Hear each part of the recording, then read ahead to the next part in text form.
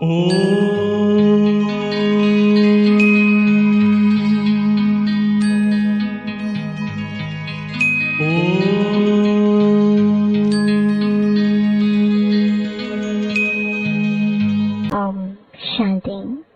रूहानी बच्चों प्रति रूहानी बाप बैठ समझाते हैं इनको, यानी ब्रह्मा बाबा को रूहानी बाप नहीं कहेंगे। आज के दिन को सतगुरुवार कहते हैं। गुरुवार कहना भूल है। सतगुरुवार, गुरु लोग तो बहुत ढेर हैं, सतगुरु एक ही है। बहुत है जो अपने को गुरु भी कहते हैं, सतगुरु भी कहते हैं। अभी तुम बच्चे समझते हो गुरु और सतगुरु में तो फर्क है। सत अर्थात कृत, सत्य एक ही निराकार बाप को कहा जाता है, न कि मनुष्य को। सच्चा ज्ञान तो एक ही बार ज्ञान सागर बाप आकर देते हैं। मनुष्य को कभी सच्चा ज्ञान दे नहीं सकते। सच्चा है ही एक निराकार बाप। इनका नाम तो ब्रह्मा है। यह किसी को ज्ञान दे ना सके। ब्रह्मा में ज्ञान कुछ भी था नहीं। अभी भी कहेंगे इनमें सारा ज्ञान तो है नहीं। संपूर्ण ज्ञान तो ज्ञान सागर परम पिता परमात्मा में ही है।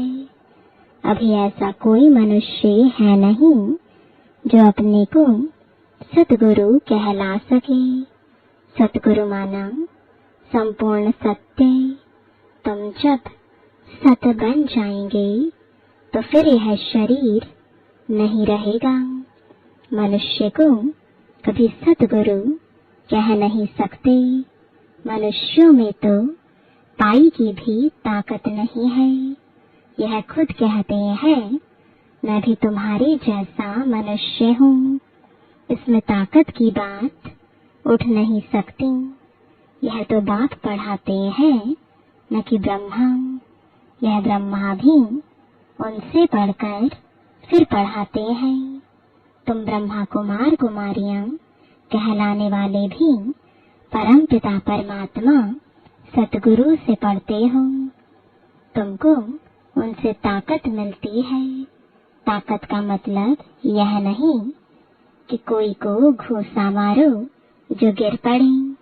नहीं, यह है रूहानी ताकत जो रूहानी बाप द्वारा मिलती है। याद के बल से तुम शांति को पाते हो और पढ़ाई से तुमको सुख मिलता है। जैसे और टीचर्स तुमको पढ़ाते हैं, वैसे बाप भी पढ़ाते हैं। यह भी पढ़ते हैं। स्टूडेंट हैं। देहधारी जो भी हैं, वे सभी स्टूडेंट हैं। बाप को तो देह है नहीं, वह निराकार है। वही आकर पढ़ाते हैं। जैसे और स्टूडेंट पढ़ते हैं, वैसे तुम भी पढ़ते हो। इसमें मेहनत की बात नहीं। पढ़ने समय हमेशा ब्रह्मचर्य में रहते हैं। ब्रह्मचर्य में पढ़कर जब पूरा करते हैं, तब बाद में विकार में गिरते हैं। मनुष्य तो मनुष्य जैसे ही देखने में आते हैं। कहेंगे यह फलाना आदमी है, यह LLB है, यह फलाना ऑफिसर है। पढ़ाई पर टाइटल मिल जाता है, शक्ल तो वही है।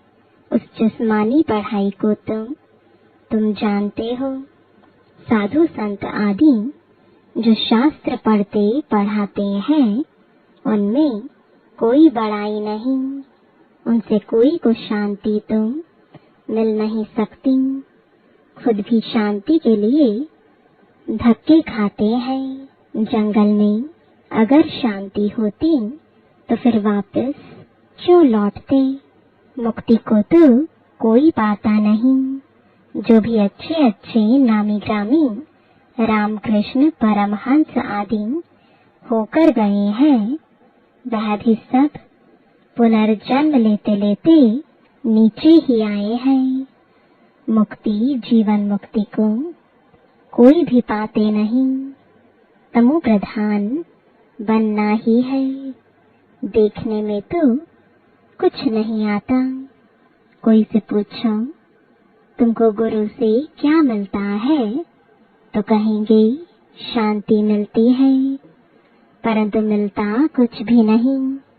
शांति का अर्थ ही नहीं जानते।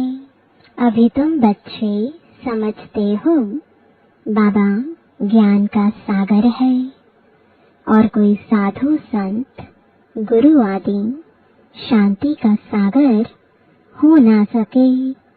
मनुष्य किसको सच्ची शांति दे नहीं सकते। तुम बच्चों को पहले पहले तो निश्चय करना है, शांति का सागर एक बाप है जो हमको पढ़ाते हैं। सृष्टि का चक्र कैसे फिरता है वह भी बाप ने समझाया है। मनुष्य मनुष्य को कभी सुख शांति दे नहीं सकते। यह यानी ब्रह्मा उनका रथ है, तुम्हारे जैसा स्टूडेंट ही है। यह भी गृहस्थ व्यवहार में रहने वाला था। सिर्फ बाप को अपना रथ लोन पर दिया है, सो भी वानप्रस्थ अवस्था में। तुमको समझाने वाला एक बाप है। वह बाप कहते हैं सबको निर्विकारी बनना है। जो खुद नहीं बन सकते तो फिर अनेक प्रकार की बातें करेंगे, गालियां भी देंगे। समझते हैं हमारा जन्म जन्मांतर का भोजन जो बाप का वर्षा मिला हुआ है वह छुड़ाते हैं। अब छुड़ाते तो वह बेहद का बाप है ना। इनको भी उसने छुड़ाया। बच्चों को भी बचाने की कोशिश की। जो निकल सके उनको निकाला। अब तुम बच्चों की बुद्धि में है कि हमको पढ़ाने वाला कोई मनुष्य नहीं है। सर्वशक्तिमान एक ही निराकार बाप को कहा जाता है, और किसको कहा नहीं जाता। वही तुमको नॉलेज दे रहे हैं। बाप ही तुमको समझाते हैं। यह विकार तुम्हारा सबसे बड़ा दुश्मन है। इनको छोड़ो। फिर जो नहीं छोड़ सकते हैं वे कितना झगड़ा करते हैं। माताएं भी कोई कोई ऐसी निकल पड़ती हैं जो विकार के लिए बड़ा हंगामा करती हैं। अभी तुम हो संगम युग पर। यह भी कोई नहीं जानते कि यह पुरुषोत्तम संगम युग है। बाप कितना अच्छी रीति समझाते हैं। बहुत है जिनको पूरा निश्चय है, कोई को सामी निश्चय है, कोई को 100%, कोई को 10% भी है।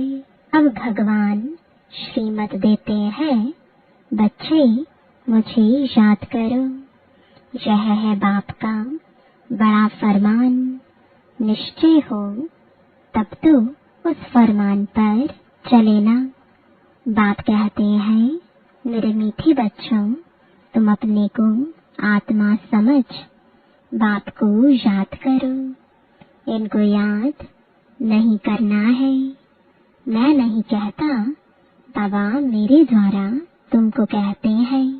जैसे तुम पढ़ते हो तो यह भी पढ़ता है। सब स्टूडेंट है। पढ़ाने वाला एक टीचर है। वह सब मनुष्य पढ़ाते हैं। यहाँ तुमको ईश्वर पढ़ाते हैं। तुम आत्माएं पढ़ती हो, तुम्हारी आत्मा फिर पढ़ाती है। इसमें बहुत आत्म अभिमानी बनना है। बैरिस्टर, इंजीनियर आत्मा ही बनती है। आत्मा को अब देह अभिमान आ गया है। आत्म अभिमानी के बदले देह अभिमानी बन पड़े हैं। जब आत्म अभिमानी हो तब विकारी नहीं कहला सकते। उनको कभी विकारी ख्याल भी नहीं आ सकता। देह अभिमान से ही विकारी ख्याल आते हैं। फिर विकार की ही दृष्टि से देखते हैं। देवताओं की विकारी दृष्टि कभी हो नहीं सकती। ज्ञान से फिर दृष्टि बदल जाती है। सतयुग में ऐसे थोड़े ही प्यार करेंगे, डांस करेंगे, वहाँ प्यार करेंगे, परंतु विकार की बांस नहीं होगी। जन्म जन्मांतर विकार में गए हैं तो वह नशा बहुत मुश्किल उतरता है। बाप निर्विकारी बनाते हैं तो कई बच्चियां बिल्कुल मजबूत हो जाती हैं। बस हमको तो पूरा निर्विकारी बनना है। हम अकेले थे, अकेले ही जाना है। उनको कोई थोड़ा टच करेगा तो अच्छा नहीं लगेगा। कहेंगे यह हमको हाथ क्यों लगाते हैं, इनमें विकारी बांस है। विकारी हमको टच भी ना करें। इस मंजिल पर पहुंचना है। देह तरफ बिल्कुल दृष्टि ही ना रहे। वह कर्मातीत अवस्था अभी बनानी है। अभी तक ऐसा नहीं है कि सिर्फ आत्मा को ही देखते हैं। मंजिल है। बाप हमेशा कहते रहते हैं, बच्चे अपने को आत्मा समझो। यह शरीर दुम है जिसमें तुम पाट बजाते हो। कई कहते हैं इनमें शक्ति है, परंतु शक्ति की कोई बात ही नहीं। यह तो पढ़ाई है। जैसे और भी पढ़ते हैं यह भी पढ़ते हैं। प्योरिटी के लिए कितना माथा मारना पड़ता है, बड़ी मेहनत है। इसलिए बाप कहते हैं एक दो को आत्मा ही देखो। सतयुग में भी तुम आत्म अभिमानी रहते हो। वहाँ तो रावण राज्य ही नहीं, विकार की बात नहीं। यहाँ रावण राज्य में सब विकारी हैं। इसलिए बाप आकर निर्विकारी बनाते हैं। नहीं बनेंगे तो सजा खानी पड़ेगी। आत्मा पवित्र बनने बगैर ऊपर जा ना सके। हिसाब किताब चुकतो करना पड़ता है, फिर भी पद कम हो पड़ता है। यह राजधानी स्थापन हो रही है। बच्चे जानते हैं स्वर्ग में एक आदि सनातन देवी देवताओं का राज्य था। पहले पहले तो जरूर एक राजा रानी होंगे, फिर डायनेस्टी होगी। प्रजा ढेर बनती है, उसमें अवस्थाओं में फर्क पड़ेगा। जिनको पूरा निश्चय नहीं वह पूरा पढ़ भी ना सके, पवित्र बन ना सके। आधा कल्प के पतित एक जन्म में 21 जन्मों के लिए पावन बने मासी का घर है क्या? मुख्य है ही काम की बात, क्रोध आदि का इतना नहीं। कहाँ बुद्धि जाती है तो जरूर बाप को याद नहीं करते हैं। बाप की याद पक्की हो जाएगी तो फिर और कोई की तरफ बुद्धि नहीं जाएगी। बहुत ऊंची मंजिल है। पवित्रता की बात सुनकर आग में जल मरते हैं। कहते हैं यह बात तो कभी कोई ने कही नहीं, कोई शास्त्र में है नहीं। बड़ा मुश्किल समझते हैं। वह तो है ही निवृत्ति मार्ग का धर्म अलग, उनको तो पुनर्जन्म ले फिर भी संन्यास धर्म में ही जाना है। वही संस्कार ले जाते हैं। तुमको तो घर बार छोड़ना नहीं है। समझाया जाता है भल घर में रहो, उन्हों को भी समझाओ। अब है संगम युग, पवित्र बनने बगैर सतयुग में देवता बन नहीं सकेंगे। थोड़ा भी ज्ञान सुनते हैं तो वह प्रजा बनती जाती है। प्रजा तो ढेर होती है ना। सतयुग में वजीर भी नहीं होते, क्योंकि बाप संपूर्ण ज्ञानी बना देते हैं। वजीर आदि चाहिए अज्ञानियों को। इस समय देखो एक दो को मारते कैसे हैं। दुश्मनी का स्वभाव कितना कड़ा है। अभी तुम समझते हो हम यह पुराना शरीर छोड़ जाकर दूसरा लेते हैं। कोई बड़ी बात है क्या? वह दुख से मरते हैं।